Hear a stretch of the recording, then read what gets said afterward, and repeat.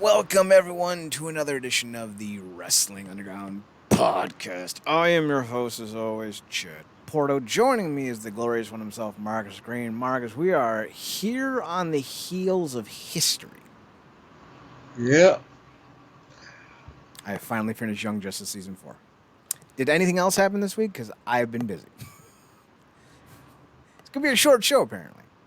Nothing else happened. Nothing happened.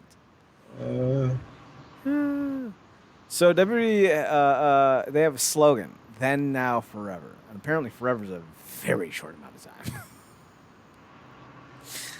So obviously, the big conversation is one of my neighbors is doing something weird outside my window, and I don't know what it is. Sounds like they're whipping something or breaking something. I don't know. Anyway, so Vince retired. Big old bigness right here. Vince McMahon retires unexpectedly and out of the blue. So you know it's a bad situation. Because nothing unexpected and out of the blue can ever be truly good, you know? So the reason of why did Vince retire is coming to light. Now, obviously, we know that he was under SEC federal investigation because he paid some women some monies. Now, originally, it was Vince paid from his own pocket, so he didn't do anything wrong. But you have to understand, goes from Vince McMahon to what's the nerd who invented the computer? Well, Vince McMahon of people power. Does it go to Dunn? No, like Vince McMahon. Well, he invented Microsoft. I can't remember his We fucking talking name. about freaking but not Bill Gates. Yes, Bill Gates. Bill yeah. Gates. It goes to Elon Musk. It's going to go to LeBron James. Every billionaire in the history of forever refuses to spend their own money. It does not matter. Billionaires don't spend their own money. So, of course, Vince McMahon used company funds to pay off these women. Are we kidding? This is a surprise? This is like saying, oh, you got a box of cereal and you get a little toy. Whoa, what a surprise. No, I got the cereal because it was a surprise. Duh. Just like Vince getting investigated by the SEC was always going to be found for using company money. Because he's not going to use his own money. Come on. So apparently the $14.6 million is actually quote unquote unrecorded company expenses. He used the company credit card basically to pay for it. Like, you know how like when people go on business trips, they'll be like, I'm going to give you like $40 a day for food and like another $20 a day for travel expenses, and that's your daily stipend. Well, that's still company money. Like you can use all $20 as long as it's, registered. Like, I went to Hooters, I went to Applebee's, I went to Dollar Tree and bought $20 worth of really bad food. As long as you can record it, you're good. But Vince McMahon used his, I guess we can call it horse stipend, prostitute stipend, dubious stipend, however you want to quantify the title of his stipend. He used it on these women. Maybe it wasn't actually a stipend, but it was money from the company. But he used it on these women, and it wasn't that he used it on these women, Marcus. It wasn't that he was assaulting, abusing, harassing, or neglecting his duties, or these women. It wasn't for that. No. Vince McMahon's in trouble because he didn't record it. And somebody brought this up on Twitter, and it was something I think I brought up last week. This is basically the Vince McMahon version of how Al Capone got brought down. Al Capone was a bad dude who did bad things. What did he get in trouble for? Tax evasion. Vince McMahon has been accused of rape on 2 different occasions. Hush money, sexual harassment, unsafe working environments. He's been sued out the wazoo 30 different ways from Sunday for various indiscretions done in the name of business. What gets him? He didn't put his checkbook down properly and record his man whoring ways. That's kind of funny.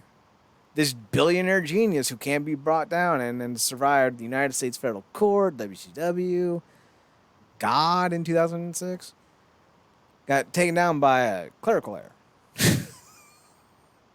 Granted, it's not a clerical error in the literal sense. He purposely didn't record it, but still, I'm laughing over here because he's a piece of shit. He's a piece of shit whose legacy and value is vastly overrated to the history of pro wrestling. And the day he dies, I will not shed a fucking tear. Which might be sooner rather than later, because like, what the fuck is this dude gonna do now? His son hates him. His wife's divorcing him.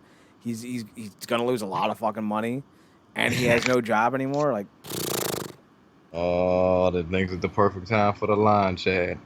What is he gonna do? he's gonna fade away into nothing. Hopefully, that's the we can only pray. That's the prayer. But yeah, man. I mean, look, it's always funny when this stuff happens, and it's not like wrestling Twitter for as ignorantly, willfully stupid as they can be. They can be pretty It's stupid. always funny when this stuff happens, and you see all these thank you Vince messages and this, that, and the third, and yada yada yada, and all the hoopla, and people like, man, we done lost Undertaker, Vince. And I forgot who else they mentioned. All in the same span of year, man. Our childhoods are gone. I'm just looking at reading all this stuff. I'm like, dude, they retired. They're not dead. Like Jesus. Like, They're retired and not dead, but also they're all bad people. Like, Taker is a bully. Like, the dude literally harassed people. And I granted, yeah, there were times when he was on the right side of history, like with Shawn in 97 or 98. But still, like, Taker's not a decent human being. You think that dude looks at Black Lives Matter and thinks, yeah, that's a group I want to be a part of. He's an all lives matter kind of guy. He's definitely a staunch supporter of anti-abortion measures and no restrictions on guns, but plenty of restrictions on speech. He's definitely that guy. If you don't know that he's that guy, you are living in a fantasy. Hey, there's a reason him and Brock Lesnar are such good friends. And it ain't because they're both big fans of wrestling. What was that? yeah, I could just see him, Brock and AJ Styles just. They're not going to be shedding any tears if the Supreme Court overturns gay marriage. Let's just say that. The three of them are going to be like the gay community. Yeah. No, I don't know where Styles draws the line with the Black Lives Matter thing, because I feel like if like Taken and Brock will be talking about, like, you believe that shit, and then they just pan to Styles, who's sitting there with almost. Almost just looks at him. Styles is like he's sweating. So yeah, these guys aren't good human beings. So like, I'm not at all upset or sad or whatever about any of their retirements or departures. In fact, some of them needed to go. Man, I remember. So I just did this last night. I went and rewatched the 2009 Jeff Hardy gets replaced by Undertaker moment at SummerSlam. And then I went and watched, what was it, Battleground 2016 when Brock and Seth were feuding. And then Taker replaced Seth. I think it was like 6 years difference. And Taker went from being svelte, fucking imposing, athletic, to being fat, overweight, and just done. And man, that hurt to see. Because I forgot how out of shape and terrible Taker had gotten. But anyway. that Taker they had on that Taker that picked Batista after that Rumble win. I mean, I think a lot of it also had to do with after them surgeries, man. He just like, he was just quilt patching himself at that point. I also think a lot of it was short-term booking. If you're Taker and you got bad hips and bad knees, probably a bad back, I don't think you're going to be, working out every day like a fucking MMA fighter training for a fight. So I would imagine that they, basically called Taker up like 2 weeks before their meeting. I'm like, hey, can you be in El Paso or New York or wherever in 2 weeks? And that's pretty much how it went. That's Yeah. and now that Vince is gone, like who knows what's gonna happen with booking? But we'll get there in a second. So yeah, Vince McMahon's forced to retire basically after basically spending the last month taunting people on television. So that was funny. I mean, I forgot who it was. I don't know if it was you that put it out on Twitter or somebody else. They was like, this man has repeatedly said he was gonna die on the job. So you can only imagine what is still lingering out there that would put him in a position to leave the one thing that's likely been keeping him alive this whole time. So, Well, I didn't say that, but I agree with that. I have been saying though that it's gonna get worse, and it's gonna get worse. Because not only is Vince on the hook now for the money he spent as on top of violations, potential lawsuits, jail time, but the company now is at risk of lawsuits. So I hope Stephanie's ready for this because she's got some big challenges coming up. And I know her and Nick Khan are co-COOs at the moment, or CEOs. That's not going to last. One of them's going to get got. As our Killings used to say, or our truth. God damn it! Whoa, I am such a I fucking want them to schmuck. do wrestling. Now I want them to do wrestler sport with R-Truth as a pro bono attorney. Yes, I was just going to say that as like the defendant or Yeah. the fuck is it? It's not the defendant. County, it's the prosecutor. I can't quite remember shit now. But yeah, I want to see him like trying to defend Vince in court. And as they say, if the glove does not fit, you must acquit. Ron, it's not the OJ trial. Oh, my bad. My bad. My bad, John. That's on me. That's on me as he's trying to gather his papers. He started pulling out random papers from inside of his suit jacket, and he's just like pulling them out. And then he stops and goes, is this the Johnny Depp trial? He running out of witnesses and then randomly calls. Like I summoned little Jimmy to the stand, Your Honor. Little Jimmy, do you swear to tell the truth, the whole truth, and nothing but our truth? How is our truth not a legal defendant? That's what it is, defendant. But how is he not a legal defendant character? Like just him going around going, do you swear to tell the truth, the whole truth, and nothing but our truth? That would have been awesome. Hey, remember the time Vince McMahon had a black dude dress up in Confederate clothes? So yeah, I'm not gonna miss this dude at all. Like even a little. Now, originally, go on. No, I was just saying. I mean, look, with all the stuff that's come out, at least people can readily admit that if nothing else, if they don't believe none of these claims, they gotta believe that the man's got to be some form of a pervert. He literally came up with a storyline for people to kiss his actual ass. He can top that. He came up with a storyline where he impregnated his own daughter. And we're not talking like weird Pornhub, taboo, role play, stepfather, stepdaughter shit. His actual flesh and blood daughter. He thought it was a good idea if he went around telling people that he impregnated her. Who knows?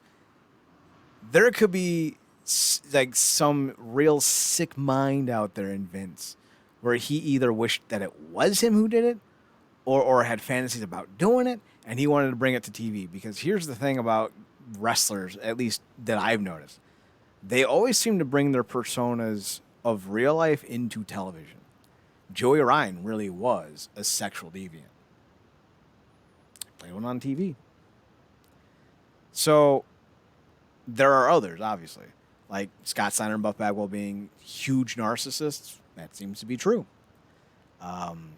Stone Cold Steve Austin not giving a fuck about what anyone thinks of him. So the idea that Vince could really have some really twisted and morbid fantasies, I'm not ruling that out at all. Like, you got to be someone weird to bring that to the forefront and let people judge you for it. Like, otherwise, why would you do it? Like, why would you even throw that out into the ether? I mean, you could say a lot of stuff was in character. I'm like, what? Was it though?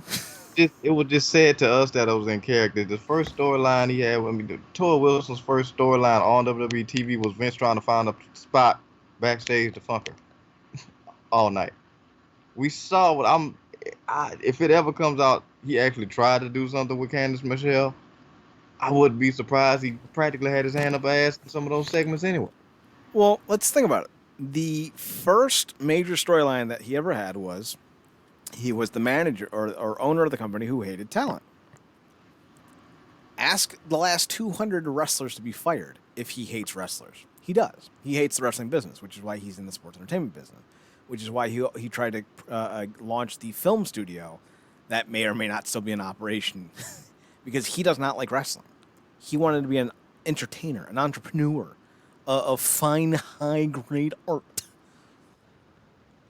The second big storyline that he ever did was cheating on his wife. I'm just saying, man, wrestlers are not that smart. So people like Vince McMahon doing art imitating life, yeah. It's just the people got to know it's weird. I'm like, the man's too arrogant to quit. So it's just either he unanimously got like somebody knows something we don't know, and like they're like, well, what else is coming?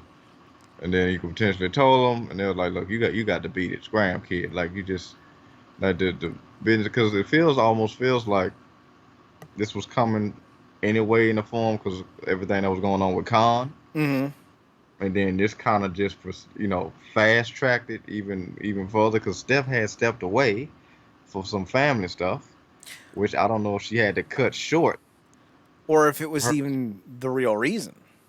Yeah. Like that's the thing. There's a lot of subterfuge in all this. Like we don't know a lot. Yeah. But what we do know is, like you said, for the dramatic turnabout from I'm gonna fight these charges until my last breath to retire.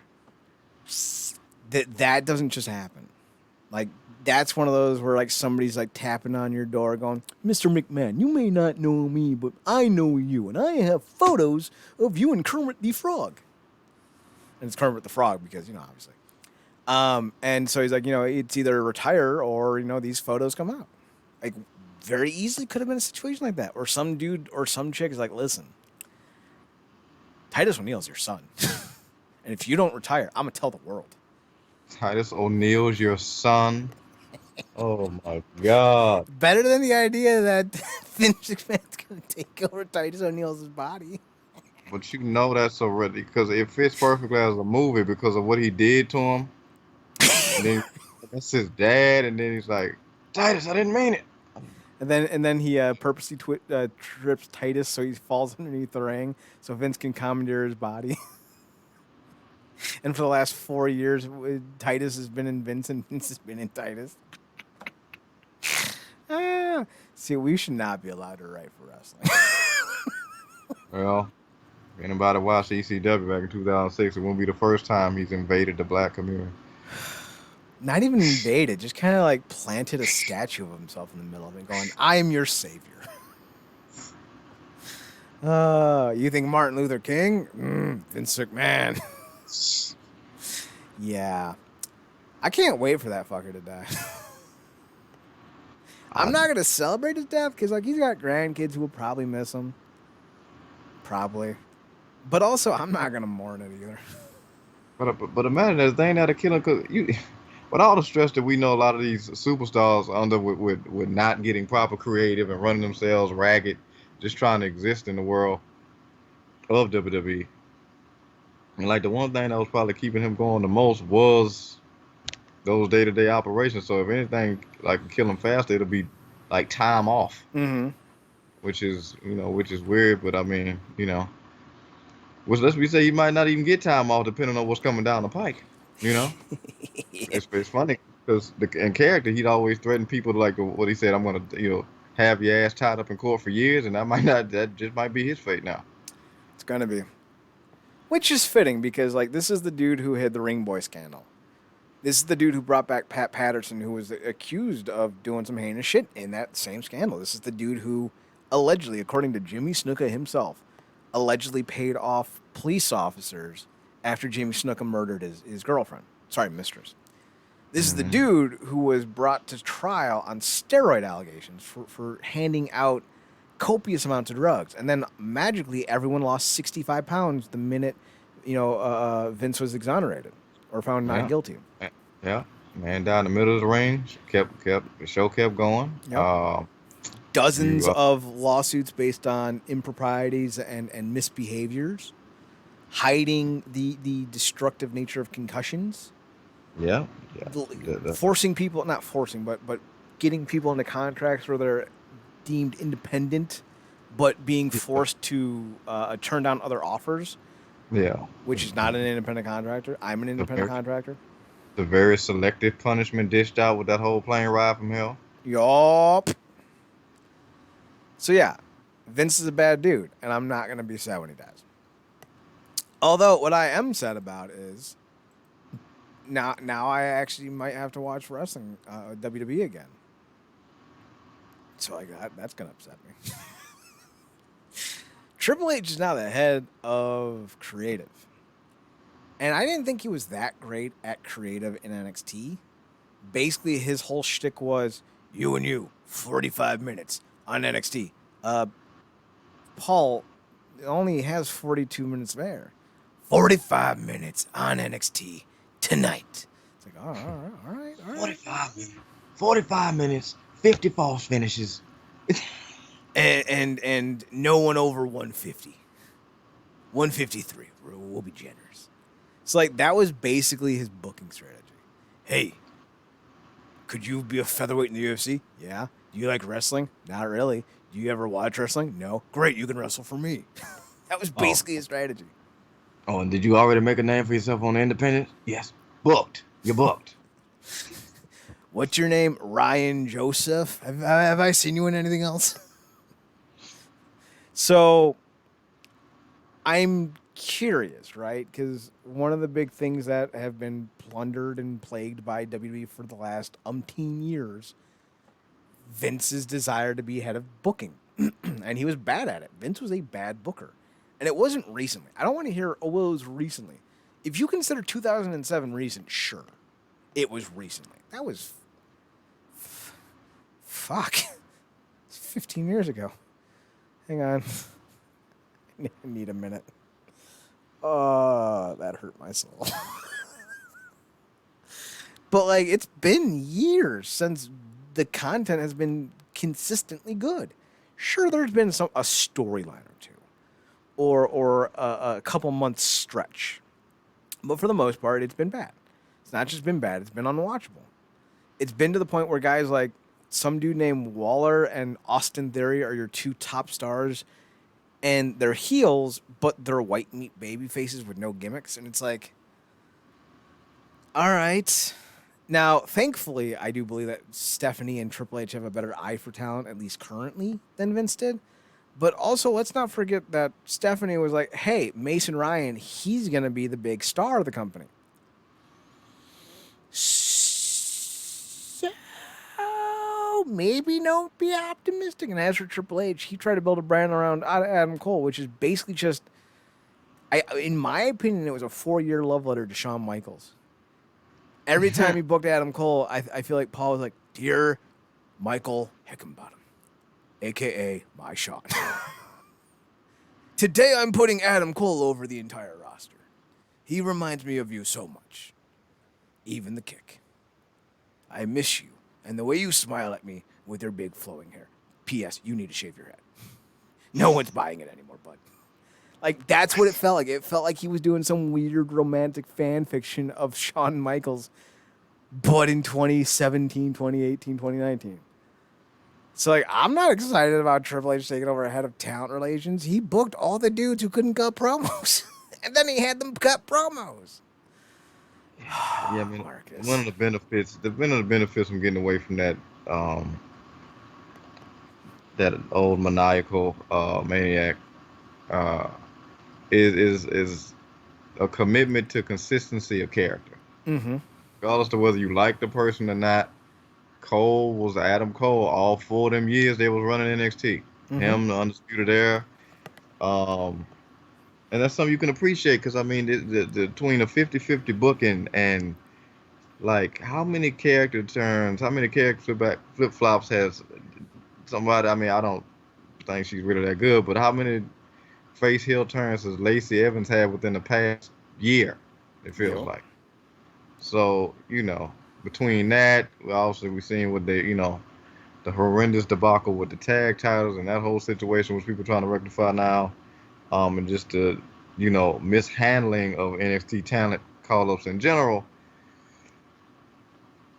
I see why people are excited, but the way they've effed up this roster, these storylines, and just the company narrative in general when it comes to the wrestling portion, this ain't gonna be no overnight success. I mean, no overnight turnaround. No.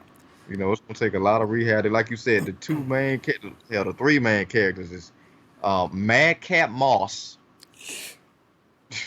Theory, and what's the other guy? Grayson Wells, Orson, Grayson. Grayson. Like, come on, man. So the problem is that Triple H kind of went whole ham hock into the indie darling look, while Yeah. Vince went into the we're gonna do nothing but NIL super athlete look. You need both, obviously, but you also need the in-betweeners. You cannot have a roster of just guys that would have been in Ring of Honor. There's a reason Ring of Honor got sold 4 or 5 times. Most of those cats couldn't cut promos. Some of them could, but that was never the shtick. The shtick was we're going to wrestle real good. And you need characters. You need promo guys. And I don't think they have any good ones. Like, think about it. People think Becky Lynch and Seth Rollins are good promos. That's how far we've fallen. Is that Becky Lynch, Ms. Marblemouth here, cuts a good promo. And Seth Rollins, who sounds like a dying vacuum cleaner, are good promos. Like, we went from, I'm too sweet to be sour, I'm the tower apart, to, yeah. Like, really? Like, that's where we've fallen? God, now I know how Icarus felt when his wings burnt off. Like, he fell to his death, and I feel like he got off lucky. Because the talent, the promos are unfucking listenable. Paul Heyman's been cutting the same goddamn promo for 20 years. And the best character is Roman Reigns, who doesn't speak, which is an oxymoron. And just the whole fucking thing is just stupid. So now we have to hope that the extreme opposite end of Vince, which isn't a good thing when it comes to talent evaluations, is going to somehow restock the WWE roster, because the WWE roster is depleted. They have no real stars left anymore, and everyone is hoping for a John Cena return. That's how bad it's gotten. They've cut everyone worth seeing. And I know people are like, oh, Roman Reigns, he's real good. I can't tell you the last Roman Reigns segment I saw that was worth talking about. Which, granted, for me is never, but I know some people have enjoyed it. I know you've enjoyed it. But I'm not seeing the hullabaloo, the hoopla, if you will, of Reigns recently. Which either tells me he's either A, not getting good content, or B, he's still not on TV. Which is really hurting the product. So, like, when you think about that, when you think about the talent they have, the top guys aren't top guys. So, like, I still don't understand why people think Becky Lynch is a draw, because I've not seen anything to indicate that she is. Same with Charlotte Flair. Maybe a little with Sasha, but Sasha's gone. So, like, you have an entire roster of guys who are 50-50 booked, aren't great promos, have neutered characters, and have very little that stands out. Like, I know you're a big fan of Bianca Belair. I think she's average at best in the ring, but I think she has a personality all of her own. And that's the only thing that matters. I don't care if she's average at best in the ring. The personality is what matters. Like, that's the selling point. I can get any 16 women to have a great fucking match. Like, it's not hard. Having one that has a personality that's all her own, that's hard. That's why this whole new Becky look is kind of okay with me, because, like, I can't think of one person who looks like Becky Lynch right now. Which is the best and worst part of it, because she came out there tonight looking like she looked like she got in a fight with a lawnmower, man. And that's just the hair. Yeah. The outfits is like, she looks like a 1980s glam magazine model, or like, you ever see like those like 1980 like photos you would see in like salons? yeah, That's what she looks like. That's definitely a hairstyle. But when it comes to the outfits, it's like Coke chic. Like she went in knowing she was gonna nail the audition for a Missy Elliott video and still didn't get it.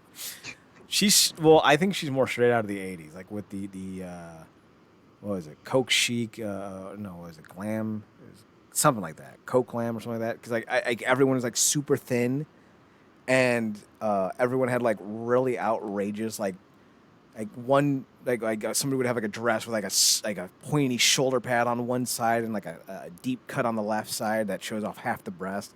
Like they had some funky outfits in the '80s, and that's what she looks like, man. She looks like she's straight out of the '80s, which is kind of the reason why I think it works, because like nostalgia, which not a great thing. It's not a long lasting thing, but it'll work in the interim. But like that's the issue though, is there's not a lot of talent that stands out right now. Yeah, you know, I mean, Bianca, like you said, I think she's still. I mean, she's great thing about her. She's still growing. So I think that the in-ring stuff will elevate.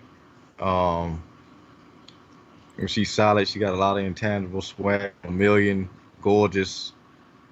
Like she's just got so many different things going for her. You know, like you said, she got a personality that stands out that other people just they just don't get. Jesus, that looks bad. She's the Danhausen of WWE's women's roster. She has a unique personality that no one really can match. Now, she's not nearly as charismatic as Danhausen, but then again, Danhausen's Danhausen, and he gets special billing in that category. Like, it's Sting, maybe Tanahashi, and then Danhausen. Like, even Ric Flair's not on Danhausen's charismatic level. Danhausen can make anything fun and interesting. And if you can make something fun and interesting, you can make it work. So, but that being said, I do think one of the reasons why, like, when we think about like early 90s, late 80s WWE, there's a reason why those rosters are so beloved. Because you had everyone. You had your talkers, your wrestlers, your tag teams. You had your managers. You had your big guys. You had your headliners, your mid-carders. It was a very well-developed, structured situation where you knew who was where, you knew who could do what, and you can mix and match as you needed. Now, we're trying to promote Austin Theory, who has the personality of a wet rock, not Dwayne, as a top guy. And it's like, he'll never get over, not truly, because, yeah, he looks like a boy band and then has a personality of one who's, 20 years past his prime. Nobody cares long term about some of these dudes because they don't have the personalities to keep you locked in, because the personalities are what drive you. Like, think about Star Trek. Have you watched Strange New Worlds yet? Oh yeah, first season was kick-ass. Yeah. So the reason why Strange New Worlds works, but Discovery, even if you were a fan of it, didn't, was because Discovery tried to make the show about the story. And that works in every other form of TV. But in Star Trek, it's never about the story. It's about how the characters react to the story. And that was something that they emphasized in Strange New Worlds, where they are like, here's who the characters are. Let's see how they react. While the story dictated how the characters would react in Discovery. So the emphasis was on a season-long story in Discovery, while Strange New Worlds was about how each character would react in each episode to each new thing. There's a reason why Strange New Worlds has the fan support that Discovery doesn't, because the characters, not the plot, were the primary focus. In wrestling, I don't care about the feud or the match. It's the characters. The characters define how much we're going to be invested. I would not care about so much of wrestling if it wasn't for the characters. Styles and Daniels only got over as big as they did because they had a feud that defined the characters. And when the characters were defined, the feud became awesome. But before that happened, it was just two good dudes who can do grapples. Like, one of the best CM Punk feuds of all time was Raven. Not because of the matches themselves. Punk and Raven both had better matches. But the characters in that feud were so well defined. They were great antithesis of each other. And going back to the Star Trek thing for a second, and as much as I not freaking adore Sonequa Martin Green, I love her. She's amazing. The longest standing complaint about that show is too much of the damn shows around Burnham. Mm-hmm. And not just that, but they give her so little to do. Like, she's very much... You're gonna love this reference. She's the Dean Malenko of Star Trek. She's very consistent, but not very expressive.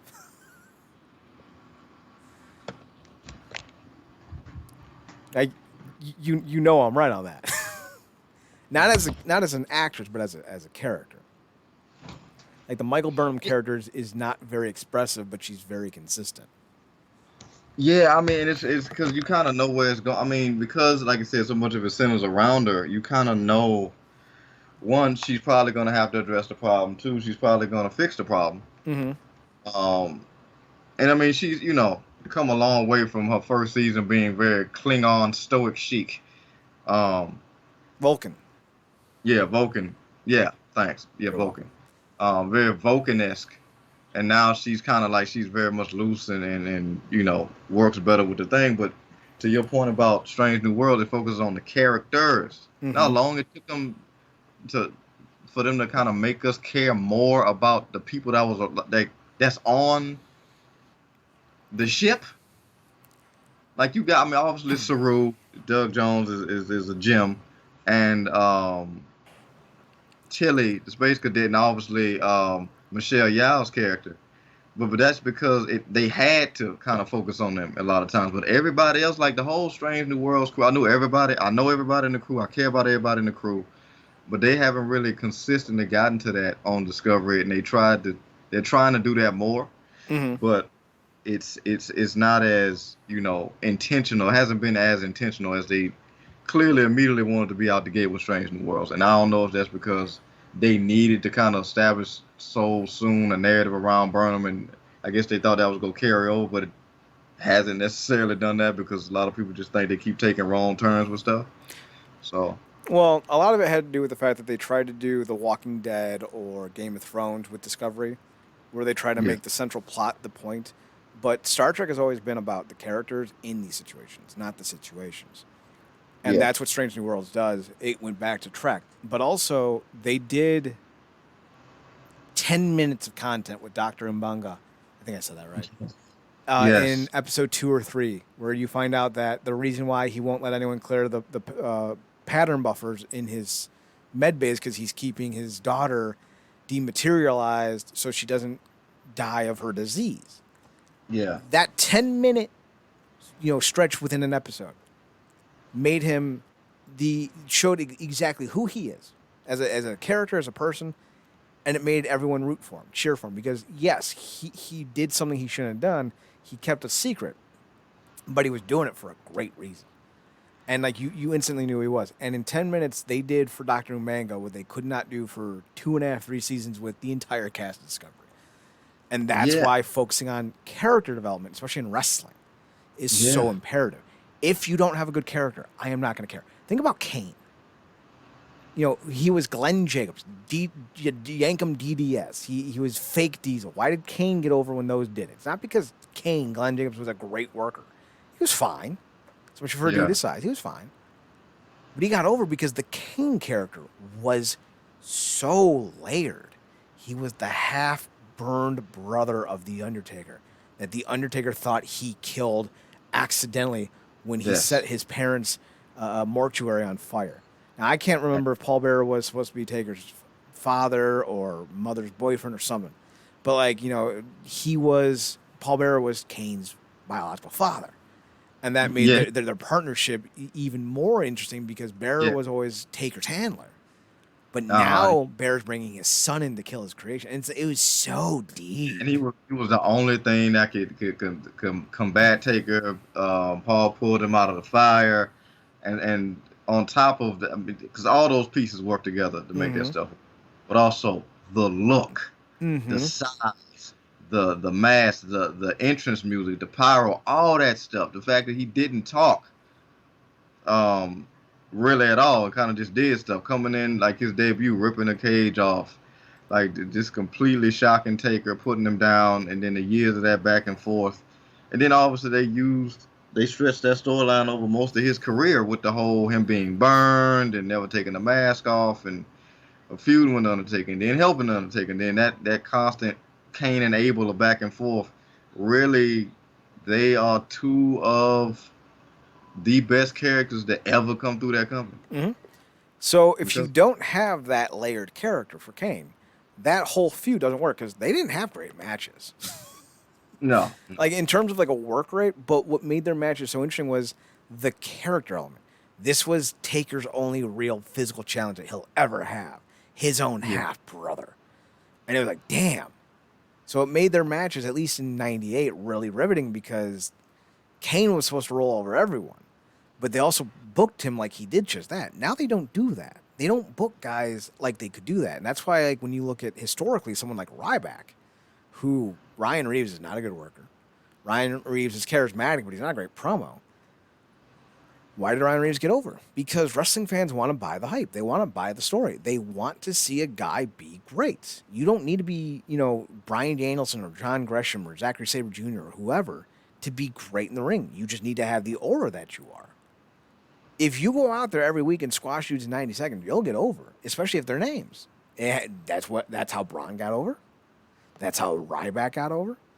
I guarantee you, if you start doing that again, you're going to get guys over because wrestling fans are, they're cynical, but it's only because they want to believe.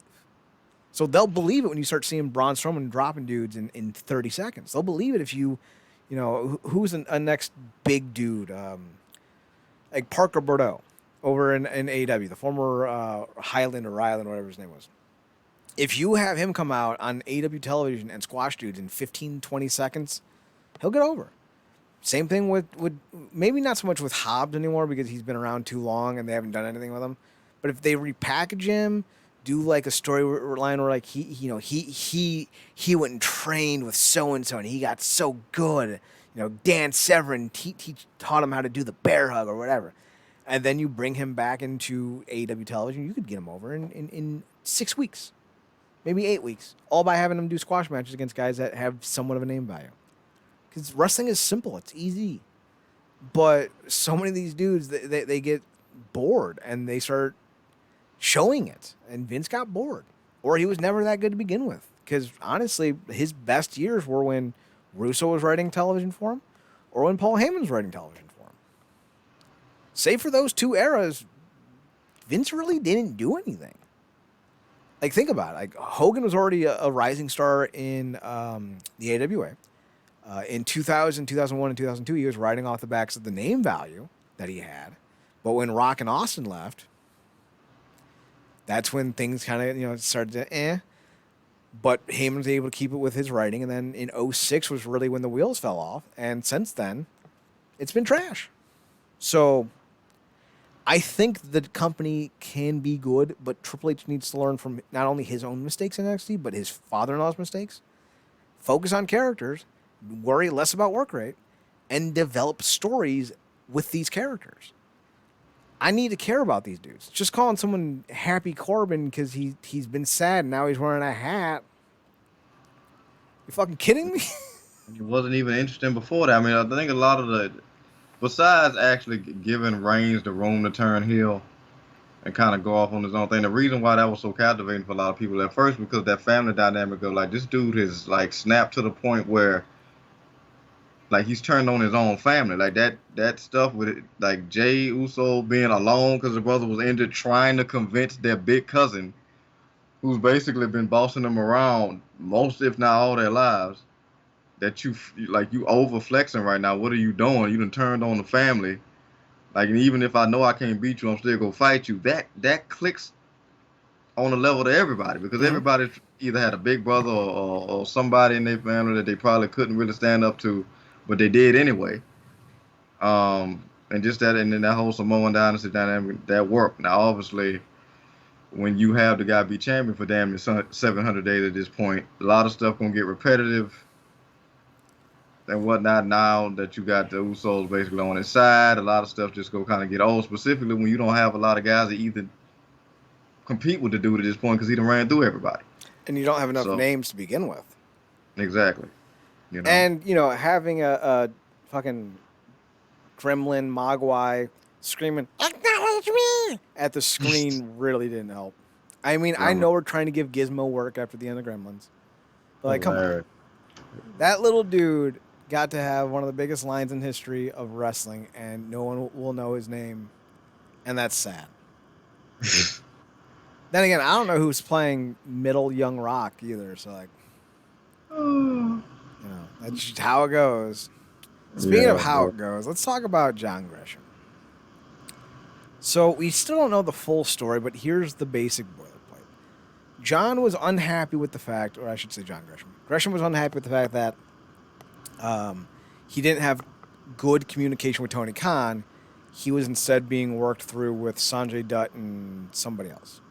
Maybe it was BJ Whitmer. No, QT Marshall. It was QT Marshall and Sanjay Dutt were basically his point of contacts with Tony. They relayed information to Jon about what was going to go down at Death by Dishonor. Was that the name of the show? Death by Dishonor? I think so. Yeah. Yeah, Death by Dishonor. So he was unhappy with the lack of direct communication with Tony Khan.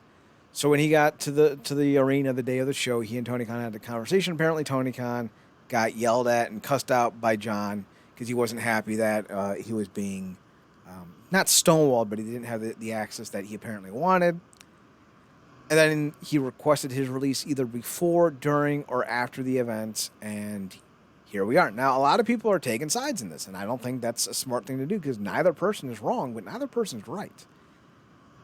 I think Gresham, to be upset that he doesn't have clear communication on his storyline content is fair.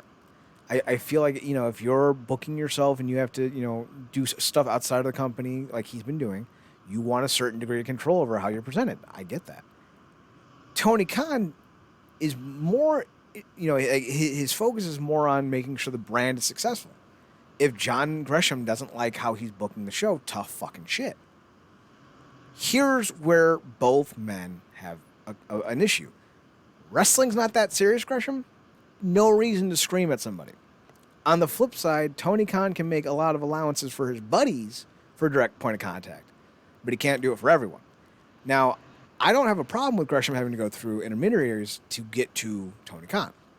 The problem is Tony Khan's not doing that for everyone. Either do it for everyone or don't. Don't do this intermixing. Like, either everyone has to go through the coaches and agents or no one does. And that's the big complaint. And I agree with that complaint. That's a fair complaint against Tony Khan. But also Jon Gresham behaving in this way is really something that I would imagine was out of character. Granted, not the worst thing Gresham could have done. We literally just got done talking about a dude who was accused of rape on two different occasions. Sexually harassed dozens of women. I feel like Jon having a blow up at his boss is not the worst thing we can talk about tonight. So I'm not going to sit here and vilify him. I think his release is fair. Like, if to request one is fair. I believe if Tony Khan wants to keep him, that's fair too, because Gresh signed the contract. You know that there are these issues with any type of contract. So you either agree to it or you don't. But if you agree to it, part of me thinks you should honor it. But on the flip side, if he's going to be a malcontent, releasing him makes all the sense in the world. I feel like this can be repaired if both men just kind of mea culpa, talk to one another like human beings and adults. But if Gresham also does get his way and gets released, I'm not going to sit here and be like, well, Tony Khan made a mistake, because I'm going to be sitting here going, Gresham versus Davey Richards in MLW? Yes, please. So I'm not as torn up as some people about this, because I think both men could do things better. And I also, if Gresham stays, he's going to be a big boom for Ring of Honor. If he doesn't stay, he's going to be a big boom for somebody else. So, like, I'm just kind of sitting here going, I understand that this story is a story.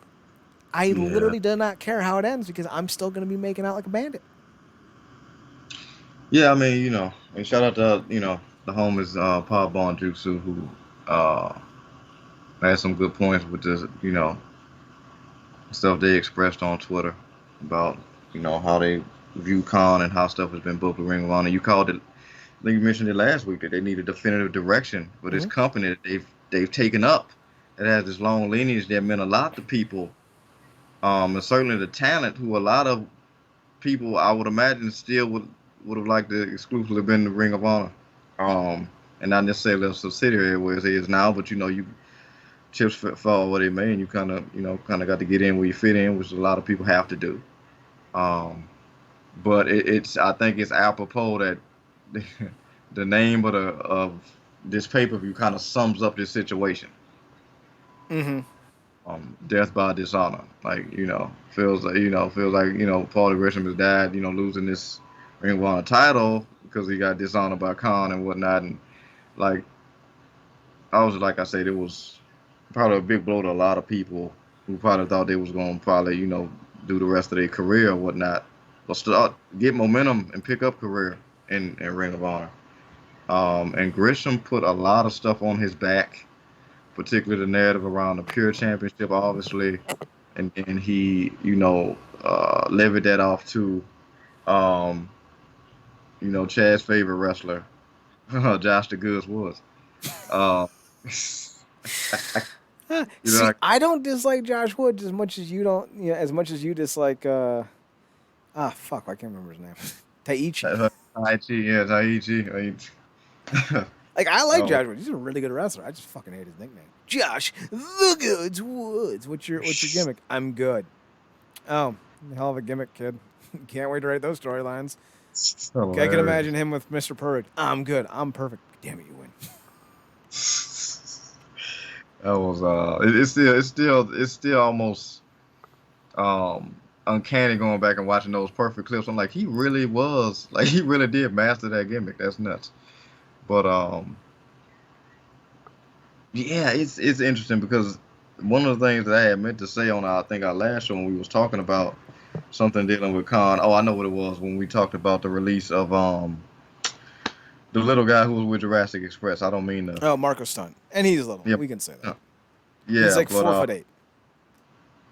When Cody was there, like I was thinking about it, but I didn't say it. I was like, it kind of feels like in that company you have to either be friends with Cody in terms of kind of have a lot of leverage and leeway, or you have to be a favorite of Khan's. Mm-hmm. And somebody like I think Stunt didn't fall in that particular category, which is why you kind of it kind of seems like it sets up a pattern of like unless you like one of his favorites, the communication is kind of loose, where other people can kind of get in touch with him immediately or basically dead in his ear on some stuff. So I don't know exactly where he lined up with Gresham, but like you said, if he's gonna be the guy who wants to make himself available to talent, there needs to be a company-wide narrative. Yeah. Specifically, if you've taken up this company as a subsidiary, and obviously you brought them in with the whole AEW thing, but like I said, I think it hit Gresham real hard because he put so much of Ring of Honor on his back, and the narratives, like I said, with the Pure title, and then obviously, with the World Championship, he's not somebody that I feel like comes off fake in his stuff. Like he really believes, and that mentality that he had, and was proud to wave that Ring of Honor flag even when their future was uncertain. So to kind of have it kind of just swept from under him like that without maybe a decisive plan specifically about where things would be going moving forward, and it kind of came off like you kind of just dumped me for the new hotness, which is not to knock Claudio, but he is the new guy in AEW, So like you said, it's kind of it sucks both ways. But Khan do need to kind of make himself.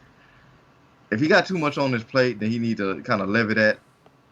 But he does need to get, because this is not the first time we've talked about this communication issue. Mm-hmm. This is certainly not the first time we talked about, like, obviously he got his favorites and whatnot, and you extensively talked about that specifically when Cody was there, because obviously you consistently talked about the nepotism thing.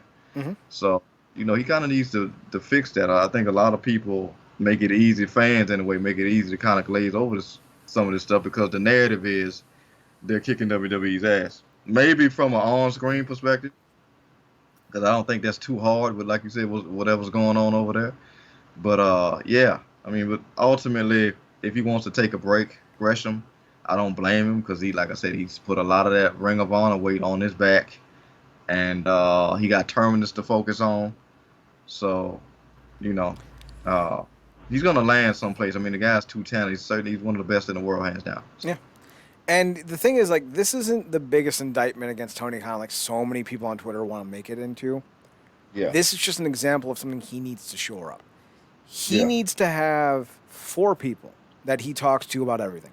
Those 4 people need to communicate all the things to their respective coaches and backstage whatevers. Those guys are supposed to talk to the talent. Now, Kenny is an EVP, the Bucks are an EVP, and like maybe one other person are the only people that Tony Khan should have direct contact with on a daily basis. Otherwise, you need to have like an open door day of show policy for everyone else. So that way people can always know what they're doing, but you're not always kind of shoehorned into having to defend yourself with situations like this. If the issue was nobody had direct contact with Tony Khan and that's why Gresham got mad, this would be all on Gresham. Because if that's the way it's done, you either adapt or you get out. But that's not the case. There's examples of Khan having direct communications with guys like Moxley and others, while in other cases, like with Joey Janela and here with Gresham, that's not the case. That, really does reek of an unfair work environment. And granted, yes, someone like Marco Stunt or Alan Angels, or whatever his name is, are not going to be big players. But if you treat them like they're irrelevant, then that hurts your standing and perception as not only a brand, but as an owner. So if you treat everyone the same, even if people aren't happy with the way they're being treated, at least you can say that's just the way it is.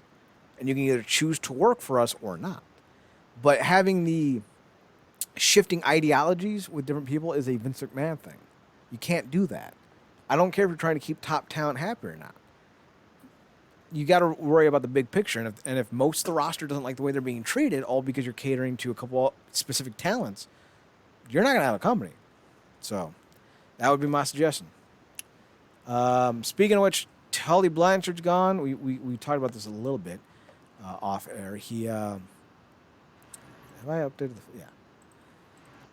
he was running the Tully Blanchard Enterprise, which was going to be a part of the Ring of Honor brand, but for some reason it doesn't seem like it was a work-related issue. A lot of the ways that they were talking about it seemed like it may have been personal, like not like a Tony Khan threw him off the cliff Scar style, but like there may have been like a personal reason Tony Khan had to leave, or they sent him home, or maybe it's his age. I don't know. It's a very interesting situation because it literally came out of nowhere. So I don't know what they're doing with Tully Blanchard. He's not a part of the company going forward. I'm kind of surprised about it, simply because of who he was in the grander scheme of the company. Marcus, are you a little surprised about this? Yeah, because it finally seemed like he was not only getting momentum, because like they brought him in and they did the Horseman thing, and obviously Arn was in Cody's corner, and Tully was there, and they did a little stuff like the Horseman references here and there. But they essentially initially stuck him with Sean Spears. Mm-hmm. Like Sean, but it wasn't clicking. They was never consistently put any momentum behind Sean on a singles level, and then he basically became MJF's do boy.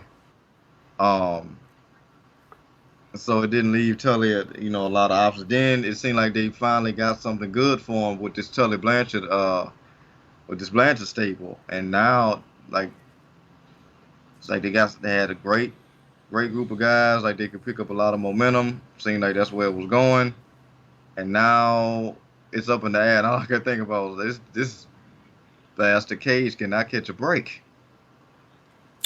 It should be it should be stated though that Blanchard missed the show allegedly due to him having a commitment with his prison ministry group.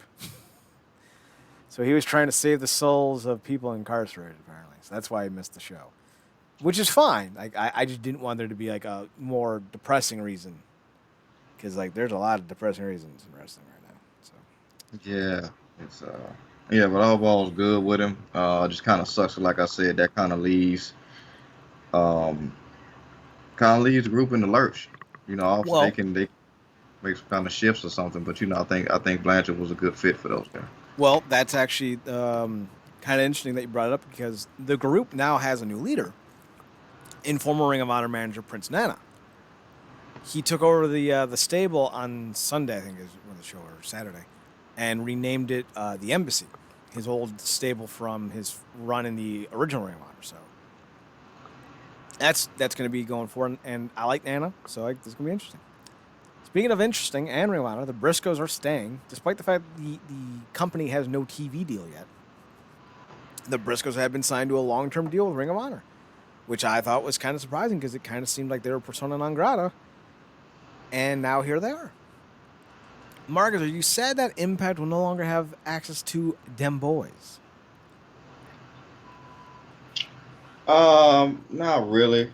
Like, I appreciated seeing them and having them and what they brought, and obviously knocking off the Good Brothers and whatnot. Never complain about that, but it was kind of take it or leave it situation for me. And because the good thing about this whole Ring of Honor situation, even though it kind of really sucks, because I felt like more than anybody, those two will retire in that company. Mm-hmm.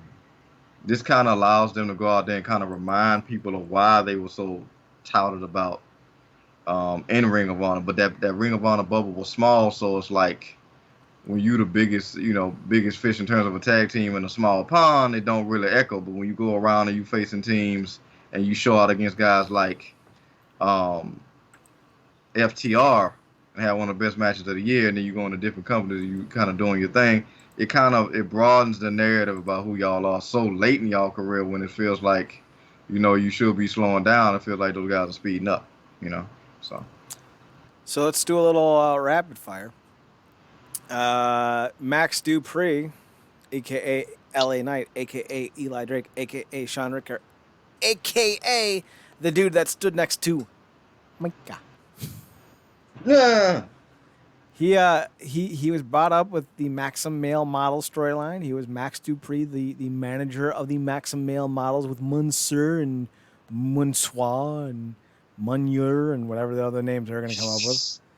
And it was a dumb storyline. Nobody liked it. They were wasting his talents. And now he's been replaced by his sister, Maxine Dupree, who I'm not entirely sure isn't Eli Drake in a wig.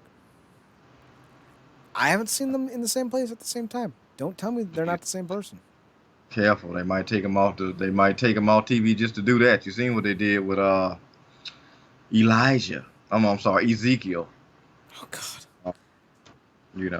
So Maxine Dupree is a relative unknown, at least to me. She was in NXT, and let me see if my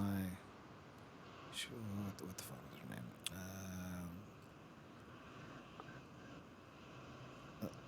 name? Why can't someone just tell me what her fucking name is? She's fairly new. That's really all I remember her. Sophia Cromwell? Is that who it is? Yeah, that looks about right. They all have the same look these days. She's a Cromwell? Not that Cromwell. Oh, damn it. See, Halloween's right around the corner. But, man. We are 2 months away. Everything you said, and I still wish he would have ended things on better terms with Impact, but, things are going to go how they did. It is what it is. The potential rumors that he could come back as LA Knight would be the first time. Like I said, there's a lot of flip-flopping that happens on WWE TV. And not just when people bump. So, hopefully they get him back on TV with a good narrative. Now that, Triple H is back in charge. So we'll see. But the guy's too talented to not succeed, but that company's always had a way of putting even the dimming the light on even the brightest of stars, So. Speaking of stars, I would never call Carmella one. I don't care how much Corey Graves wants to put her over while he's on top of her. Oh! Sorry. That was crude. Carmella's a hanger-on. She's good fodder for the cannon. She's not someone you build a brand around. She's not very athletic. She's not a good worker. Her personality, both in and out of the ring, is grating as hell. So I'm not surprised that she's found herself in the middle of some controversy. She apparently stole the catchphrase of NWA women's wrestler Natalia Markova. She's Russian, if you didn't get that. Now, Markova has been saying for a while now, I don't know how long, but her catchphrase is a badass with a great ass. I've seen her wrestle. I don't know how accurate badass is, but the great ass part is pretty spot on. Now, apparently, Carmella tweeted out that same phrase on Twitter, which responded to Markova then going off and saying, I lecture so much against any drama. I didn't even know until people started tagging me about her using my catchphrase. I would have expected her to stop doing that out of respect for the wrestling business. I'm a known wrestler. I've done a lot. I've had a big career, enough though even though I'm not the most popular wrestler, people know me. Stuff like this is cheap and not the right thing to do. I think stealing is bad. It doesn't matter if you're a big star or a small star. It's just disrespectful. And if she wants to be a noble person, she has to stop using my catchphrase. Now, some people like Sean Ross Sapp don't have an issue with this kind of thing. Now, I'm not specifically saying this, but I've seen him comment before about wrestlers borrowing each other's shticks and gimmicks and moves and whatnot. And some in the media don't seem to see that as an issue. I do. Because, as I've said before, wrestlers are physical embodiments of hit songs. If somebody does your song better than you, that song is dead. Like, no one's going to show up to see a band play a song that, a pop star does better, That's the issue that people need to realize with wrestling, is that these people are living properties that they're trying to sell. They're trying to sell this image, this idea of who they are, and they do that through their look, their gear, their gimmick, their catchphrases, and their movesets. That's why it's so important that people don't fuck around with this, because the minute you do, you start really ruffling feathers. This isn't the first time a sub-talent on WWE has stolen somebody else's move to get over. Hi, Michelle McCool. I'm also not surprised that there was no immediate apology that I'm aware of from Carmella, because there's a sense of, I don't care with this company and the talent within it. So I don't see this being something that Markova is going to win in terms of a ethical debate, because I think most people are worried about keeping those interview contacts and making sure that they're friends, because I could easily see someone like Carmella being a leaker, somebody who leaks information. Because what else is she doing? She's riding that catering pine. So you're not going to see a lot of people get mad about this, but they should be. This is fucked up. This is somebody who's in a extreme place of, what's that hippie buzzword? Extreme place of privilege. She's in an extreme place of privilege, and she's taking advantage of somebody who doesn't have the same platform as her. That's usually a big rallying cry, but I see nothing about this on Twitter. I was about to say on internet, because I'm a fucking idiot apparently. Yeah, it's funny that I'm about to springboard right off your great last point. Carmella has the high ground. It's the same. Saw what happened the last time someone bragged about the high ground. The same narrative that Michelle McCool basically did, even though maybe it wasn't intentional. We still say we don't know how you don't know AJ Styles, but again, when you're in your own little world, I mean, she was working the company and didn't know who the hell Undertaker was. She was fucking him. about to. So, my joke's better. Not gonna make her McCool coming off my point. She was fucking. Yeah. He was a dead man.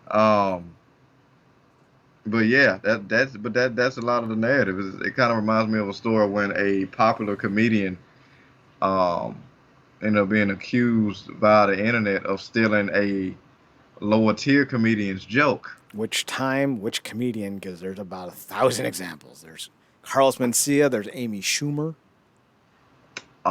Big Leslie Jones. She stole someone's joke? That's what that's what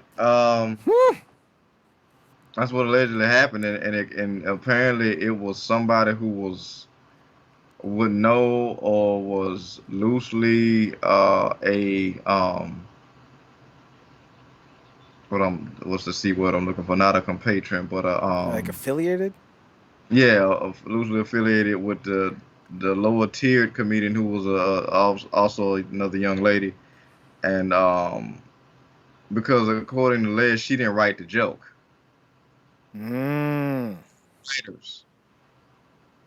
So she may have been handed, some fraudulent material. Um, and a lot of stuff on the internet happened because, for a lot of people, Big Les is this big star and she comes off very genuine. And of course, because she's the bigger star on SNL and this, that, and the third, she kind of has the high ground. And a lot of times, the only way a lot of these comedians can prove joke theft is if they have an older video predating when the joke was said by this bigger person that got, that's been recorded. Which is weird because a lot of the recording ends up killing a lot of the comedy game because, that's how they exercise their material on stage. So when you steal it via video, it almost kills the whole set. But it's a whole thing. But back to your point about, the whole it's weird. There's a lot of selective, and we saw this too during the Speaking Out movie. There's a lot of selective chastising when it comes to people. And Carmella, I guess for most of the IWC, she has the high ground. She's in the company everybody watches. She has a certain aesthetic about her. She is everybody's cup of tea because of the I guess the PG-14 attire that she's rocking now. And in their minds, I guess like you said, alluding to Sean Ross Sapp, it's just a phrase, come up with another one, like what we see with moves. But much like comedians, that comedy is, those jokes that you kind of feel like your intellectual property. Mm-hmm. But there's it sucks because there's no real way to hold on to it or defend it. Yeah, you would have to actually go and do a filing with the trademarks, and that can be expensive and time consuming. Yeah. So I'm on board with the Markova is mint movement. So let's make sure Mela pays the money. Marcus, I'm excited to talk to you about this next story because it involves your favorite wrestler, not named Taichi, going for a world title. Nick Aldis was pulled from NWA 74 due to basically being hard to work with. That was the basic gist of Billy Corgan. Who knows if it's a work or not? I don't think it is. I think, like I said a couple weeks ago, maybe even a month or two ago, I think all this is going to be done with the NWA this year. And it looks like that's about to happen. So he was pulled and replaced with the greatest challenge Trevor Murdoch will ever have. And Marcus, I know for a fact you are going to want to watch this show. Because if you are honest, you know that the purveyor of the black community in the NWA is one person, and he's like a pope. He's like a figure from God. He is Tyrus. And he's challenging for the NWA World Heavyweight title. I know you're going to tune in. Well, folks, this has been our show tonight. I'm kind of mad that they picked Tyrus and not Pope because he's sitting right there. Doesn't he also have a title shot? I think so. That he hasn't used yet, like a Money in the Bank type of deal, or a call your shot, some type of shit. Oh my God. I don't know how high Billy Corgan is when he books this, but like I can see giving Murdoch a chance. Murdoch is charismatic. People like him, especially the audience that the NWA is targeting, because like they're going for the old school wrestling. Murdoch fits that to a T. Murdoch's a good dude, likable. He's always been commended for his ability to work with others. Like he's a great guy to have as champion, even if he's not the best Raw.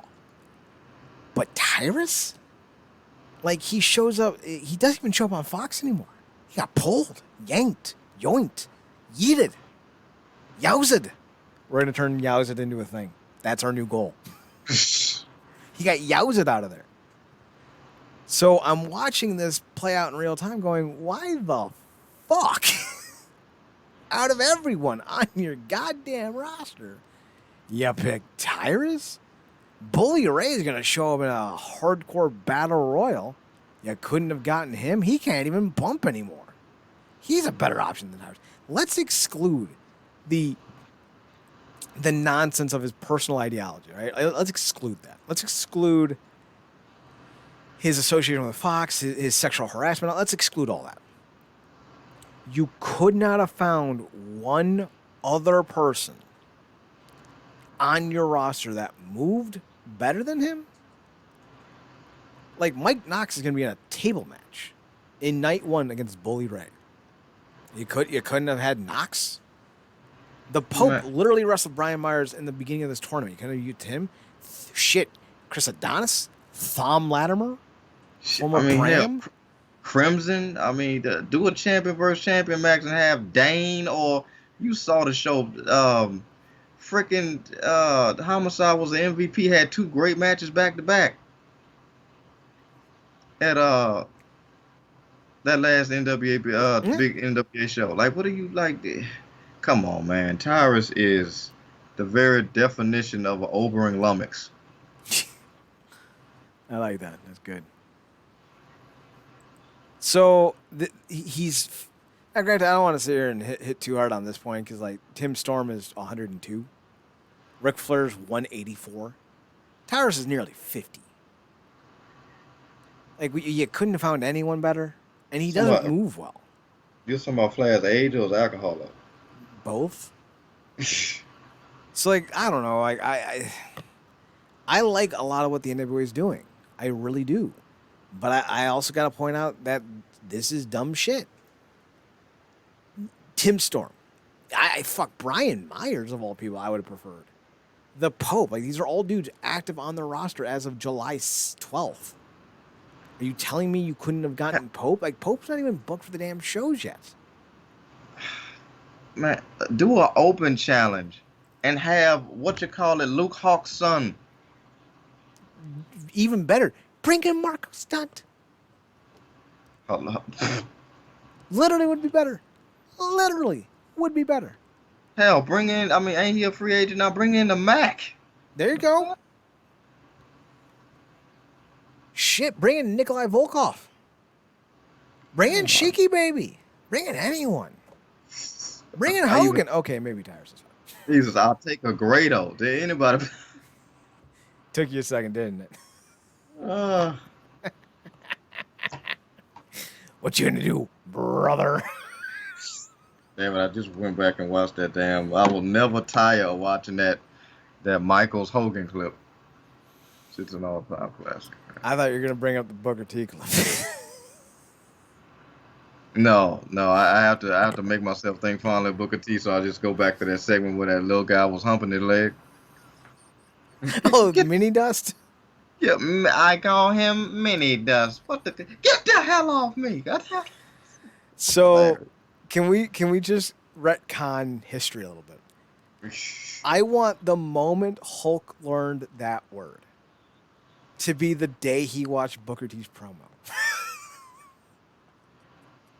And he's sitting there, hey, Hacksaw brother, what's this new N-word I'm hearing about? I'm gonna call everyone that. I don't think so, Hulk. And then that afternoon, that's when he's introduced to Book's boyfriend. And in his fit of rage, he realizes he had the context for the word the whole time. A little racist Ku Klux Klan fairy flies down. Hulk, you had the word for it all along. A Ku Klux fairy? Thanks, Clanderella. Oh, my God. Could not write wrestling television. We would be fired. At all. at all. So here's the thing, Hulk. We're gonna have a Ku Klux Klan decked out fairy come down and give you the answer you've been looking for.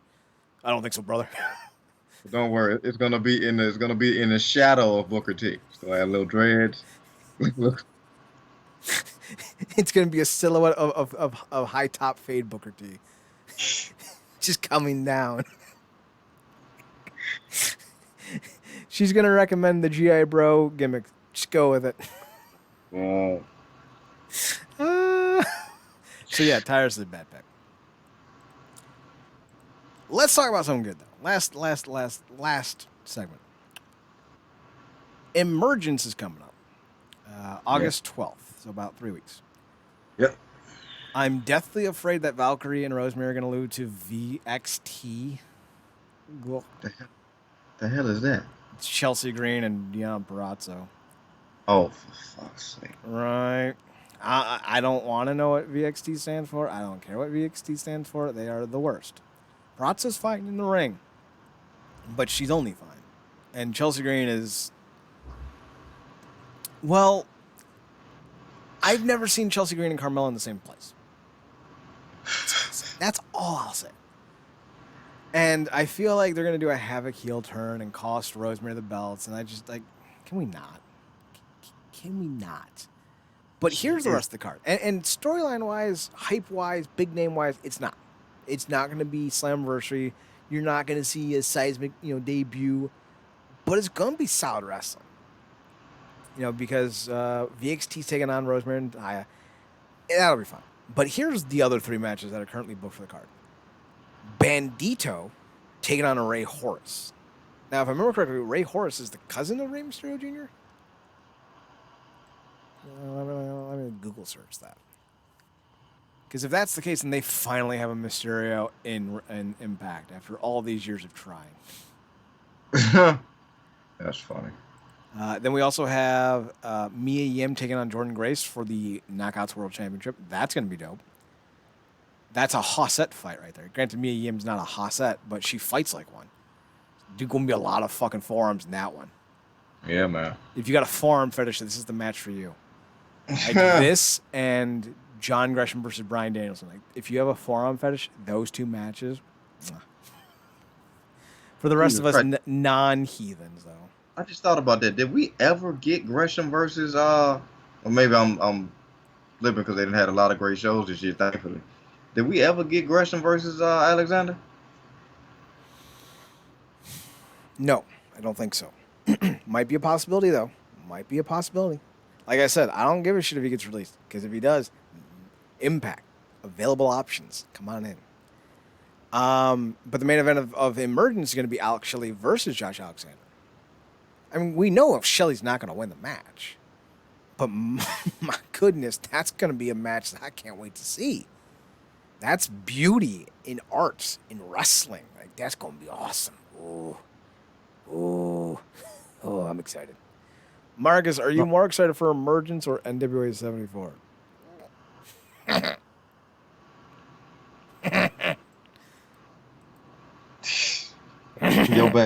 Yo bad, that's on you. It's Emergence all day, man. Just for that Shelley Alexander match alone, but they haven't had a bad card this year to me. No, they've all been good. Even if they aren't star-studded, they've all been exceptional.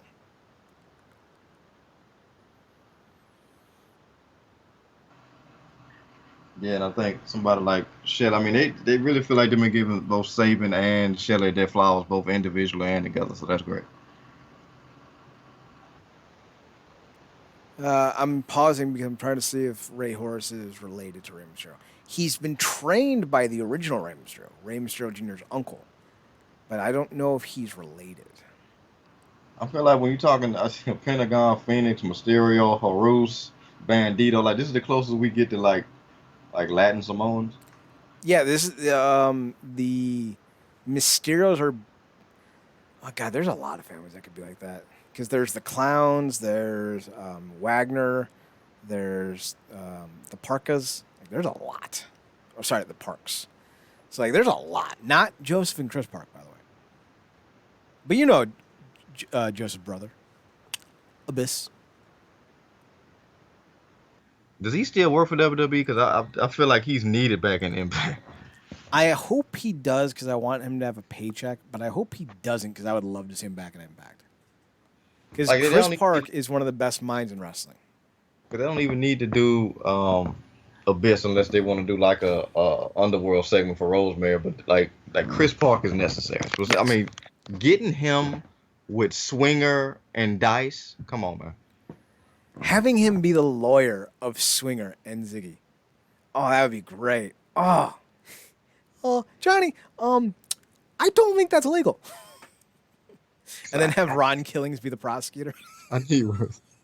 Just have him come around the corner like, God damn it, I need representation. I think I got Me Too, Daddy. And you just see Ron smiling. I'll represent you. I'll get you off of anything. Well, Daddy, getting off is kind of the issue. That's why I'm in this mess to begin with.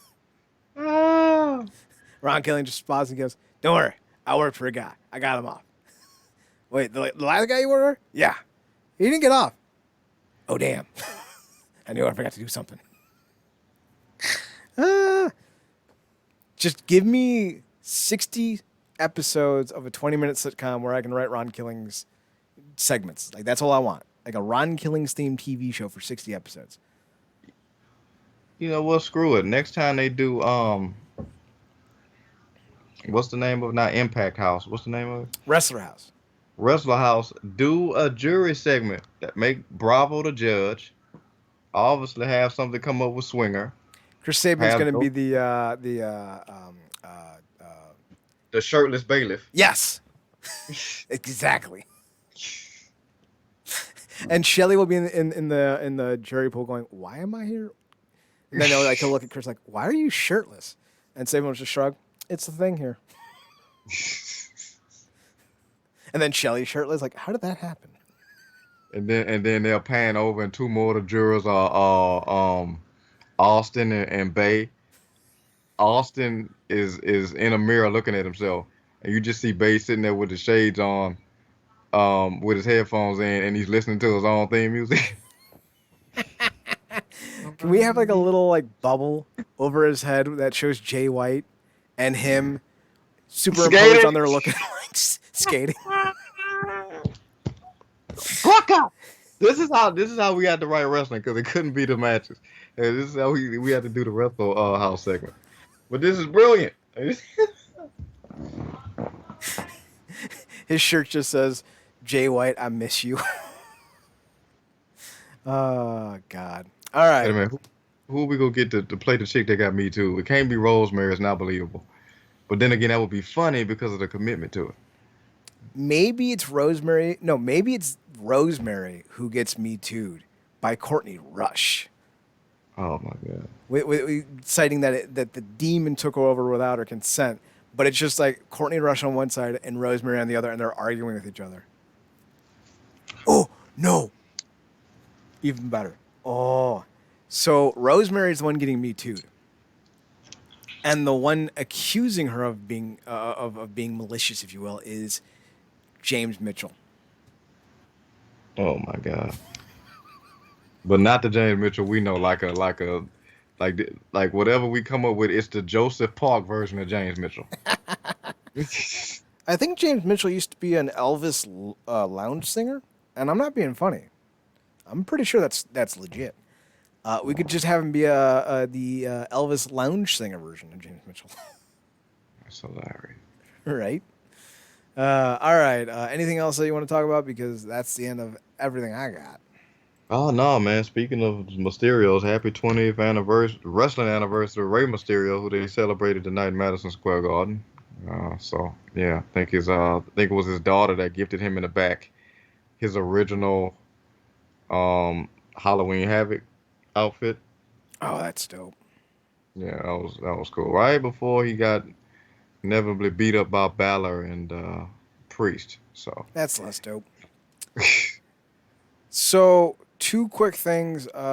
We have a new SummerSlam match, apparently. It's going to be the Judgment Day taking on the Mysterios. All right. And a no DQ match, apparently. And according to Wrestling Observer Live's Brian Alvarez, who, by the by, he was right the entire Friday about that Brock Lesnar situation. And there's nothing else to say about that. But he was the one that said that Brock basically left, and then he said that, you know, people were trying to get him to come back, and then he came back, and then everyone's like, "Oh my God, they said Brock left, but then he came, but then he was there, so that means the dirt sheets were wrong." But it's like, no, Alvarez said that they were trying to talk him back into coming. So like, no, he was right. It absolutely came off like that. Mm-hmm. Like he didn't come out like he had been there the whole night. And to be clear, like he left like 3 or 4 hours before the show started. It's not the same thing as Sasha Banks and Naomi because they apparently left during the show. So like, I know it's a bit of a difference and it's not much of one, but it's significant enough that people need to stop kind of correlating those two. It's like when they talk about Deshaun Watson and the Patriots owner, Robert Kraft. They're like, well, Robert Kraft went and got a handy J from a prostitute at a massage parlor. That's the same thing as Deshaun Watson sexually harassing 20 women. It's not. It's not. That's like comparing a slap to being stabbed. Just because both are physical actions against you don't make them the same degree. So, context, people. Don't try to make everything into the same thing because there are escalations in the world that you need to acknowledge. But I digress. So Alvarez is noting that Vince's retirement was a preemptive move, which is what we said earlier tonight. But here's the added on. There are rumors that the upcoming HBO Real Sports story on Vince is, as one person used the term, damning. And that there might be another Wall Street Journal article coming out this week. They may have gotten ahead of things with his resignation on Friday. I've been telling y'all, you think I don't know things, I know things. It's only going to get worse. I don't look, man. I know people like to write down narratives in their head, but that, come on, man. All of a sudden he's what, 73, 74, and now he's just all of a sudden out of the blue in the mood to retire. Come on, man. Yeah. Like we talked about this before. I think you said it before. Like you wouldn't be surprised if something came up like Vince McMahon passes in Gorilla. I mean, very realistic. At least it was up until the last month or two. And like the thing is, like, none of this is new. And like that's the thing that really pisses me off. Like we've been saying this shit for 20 years about Vince. Some people even longer. But now people are going to sit here and be like, well, no, it's not true. They're just trying to take him down. You know, it's the woke media. It's like, no. Vince has always been a bad dude. Just because you've ignored it for 20 years, people, doesn't mean he hasn't been a bad dude. He literally stole his father's company, and that's never talked about. His father gave him the WWE under the pretense that you do not fuck with my friends in the other territories. The first thing Vince does is fucks with his father's friends in other territories. The first thing. The dude has been a duplicitous douchebag for as long as he's been alive. Of course his chickens are finally coming home to roost because they always come home. The truth always comes out. I wish it would have happened 15 years ago before I lost interest in this goddamn company. But that's not what's happening. So, now I get to watch Rome burn, which as an Italian is both horrifying and ironic. So, here's to the next few months because it's going to be very interesting and terrifying if you're a WWE and Vince McMahon fan. So, that's it. That's our show. We're done. I need to go get food. Thanks for... now I got to do the whole spiel. I almost jumped the gun. If you liked the show, be sure to follow us on Twitter at NERDCORP. The website's realnerdcorp.com, REALNERDCORP.com. I think I'm actually going to have the energy this week to do a WCW and a Wrestler of the Week. So that's coming back for the first time in like 6 weeks. You can find Marcus on Twitter, ParadoxKid, PARADOXKID. That's me. While he mentioned Powerbomb Jitsu, we are not affiliated with them. We're just friends with them. They're good bitches. We like them. But Marcus does have a second show. It's The True Penny Show on Twitter at TruePennyShow. Links to all the shows are on that Twitter account, so go and find them on Twitter, and you can find links to the shows. I'm on Twitter at Chad Nerdcorp, ChedNerdcorp. I was about to say .com. That would have been funny as hell. And on the Instagram at Chad's Photo Hut, ChedSphotoHut. We'll be back next Monday for another edition of the Wrestling Underground podcast.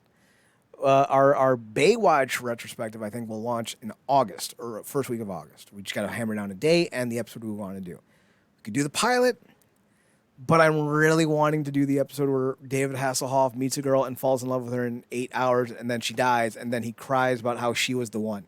I really want to do that one, too. Because that is peak absurdity. I also feel like that was an episode of Legendary Journeys with Hercules. Oh, probably was. Probably was. God, there's a lot of good-looking women on both those shows. Yeah, and I think he took advantage of that. Not like advantage, but like, oh, I got to kiss her anyway. Right? Just saying. So we'll figure out which version or which episode of Baywatch we're going to do. I got to figure out the name. Because the name is important. And then the week after that, I think we'll do our first yearly breakdown of TNA from 2002. It'll just be a giant conglomerate breakdown of the year, not really looking at a specific event, but more the storylines, the characters, and such. So yeah. So that's going to be the next 2 weeks. I think we'll do those on Sundays if it's a time that works for you. Okay. But we can adjust the date as necessary because it's not going to be something that we're going to do regularly every week. So like the needing to be reoccurring doesn't need to be as prevalent. Gotcha. So that being said, thanks for tuning in. Thanks for checking us out. Thanks for giving us a chance. Remember, as always, to watch more wrestling. And Marcus, take us home. Good night, me.